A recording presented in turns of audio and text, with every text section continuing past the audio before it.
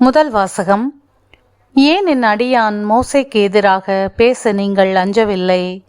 எண்ணிக்கை நூலிலிருந்து வாசகம். அதிகாரம் 12, இறை திருவசனங்கள் 1 முதல் 13 முடிய. அந்நாள்களில் மோசே எத்தியோப்பிய பெண்ணை மணந்திருந்தார். அவர் மணந்திருந்த எத்தியோப்பிய பெண்ணை முன்னிட்டு மிரியாமும் ஆரோனும் அவருக்கு எதிராக பேசினர். அவர்கள், ஆண்டவர் உண்மையில் மோசே வழியாக மட்டுமா பேசியுள்ளார்?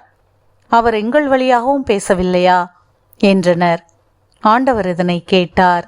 பூவுலகின் அனைத்து மாந்தரிலும் மோசே சாந்தமிகு மானிடராய் திகழ்ந்தார். உடனே ஆண்டவர் மோசே, ஆரோன், மிரியாம் ஆகியோரிடம், நீங்கள் மூவரும் சந்திப்பு கூடாரத்தருகே வாருங்கள் என்றார். அவர்கள் மூவரும் வந்தனர்.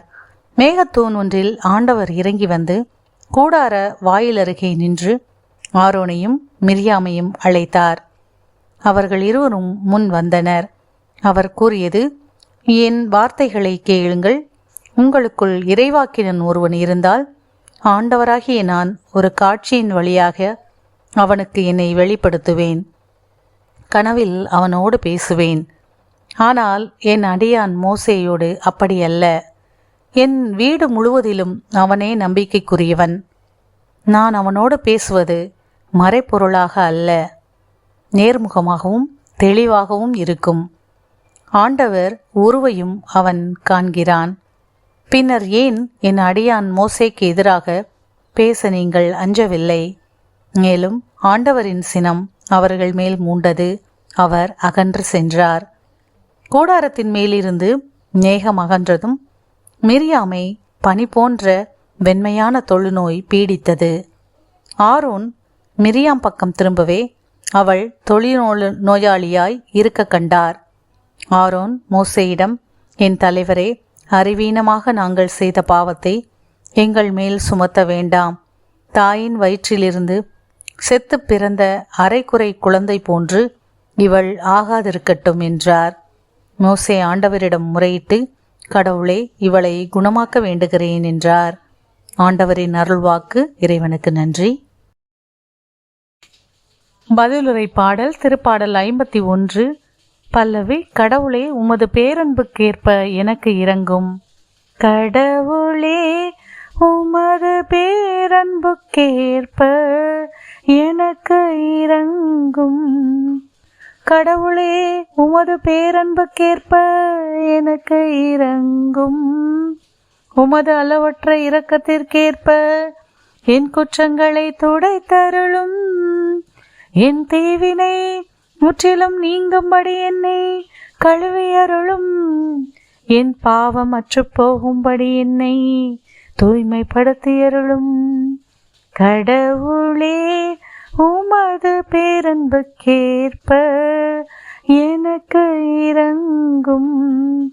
ஏனெனில் என் குற்றங்களை நான் உணர்கின்றேன்.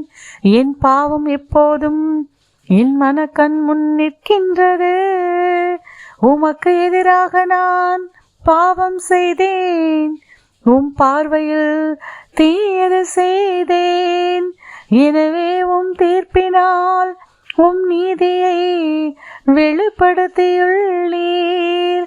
உம் தண்டனை தீர்ப்பில் நீர் மாசற்றவராய் விளங்குகின்றீர். கடவுளே, உமது பேரன்புக்கேற்ப எனக்கு இரங்கும். கடவுளே, தூயதோர் உள்ளத்தை என்னுள்ளே படைத்தருளும். உறுதி தரும் ஆவியை, புதுப்பிக்கும் ஆவியை என்னுள்ளே உருவாக்கியருளும். உமது முன்னிலையிலிருந்து என்னை தள்ளிவிடாதேயும். உமது தூய ஆவியை என்னிடமிருந்து எடுத்து விடாதேயும். கடவுளே, உமது பேரன்புக்கேற்ப எனக்கு இரங்கும். நற்செய்தி வாசகம். நானும் கடல் மீது நடந்து உம்மிடம் வர ஆணையிடும்.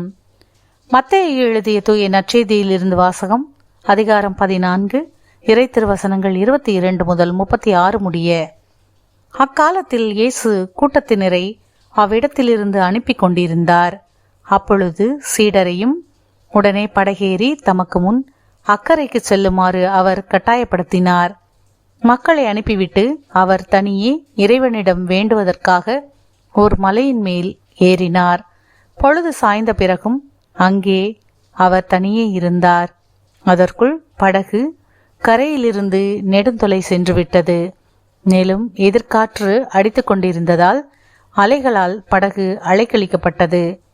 இரவின் 4ஆம் காவல் வேளையில் இயேசு அவர்களை நோக்கி கடல் மீது நடந்து வந்தார். அவர் கடல் மீது நடப்பதை கண்ட சீடர் கலங்கி, ஐயோ பேய் என அச்சத்தினால் அலறினர். உடனே இயேசு அவர்களிடம் பேசினார். துணிவோடு இருங்கள், நான் தான், அஞ்சாதீர்கள் என்றார். பேதுரு அவருக்கு மறுமொழியாக, ஆண்டவரே, நீர்தாம் என்றால் நானும் கடல் மீது நடந்து உம்மிடம் வர ஆணையிடும் என்றார். அவர் வா என்றார். பேதுருவும் படகிலிருந்து இறங்கி இயேசுவை நோக்கி கடல் மீது நடந்து சென்றார். அப்பொழுது பெருங்காற்று வீசியதைக் கண்டு அஞ்சி அவர் மூழ்கும்போது, ஆண்டவரே, என்னை காப்பாற்றும் என்று கத்தினார். இயேசு உடனே தம் கையை நீட்டி அவரை பிடித்து, நம்பிக்கை குன்றியவனே, ஏன் ஐயம் கொண்டாய் என்றார். அவர்கள் படகில் ஏறியதும் காற்று அடங்கியது. படகில் இருந்தோர் இயேசுவை பணிந்து, உண்மையாகவே நீர் இறைமகன் என்றனர். அவர்கள் மறுகரைக்கு சென்று கெனசரேத்து பகுதியை அடைந்தார்கள். இயேசுவை யாரென்று அறிந்துணர்ந்த அவ்விடத்து மக்கள் சுற்றுப்புறம் எங்கும் ஆள் அனுப்பி எல்லா நோயாளர்களையும் அவரிடம் கொண்டு வந்தனர். அவரது மேலுடையின் ஓரத்தையாவது அவர்கள் தொட அனுமதிக்குமாறு அவரை வேண்டினர். தொட்டவர் யாவரும் நலமடைந்தனர். ஆண்டவரின் அருள்வாக்கு. கிறிஸ்துவே உமக்கு புகழ்.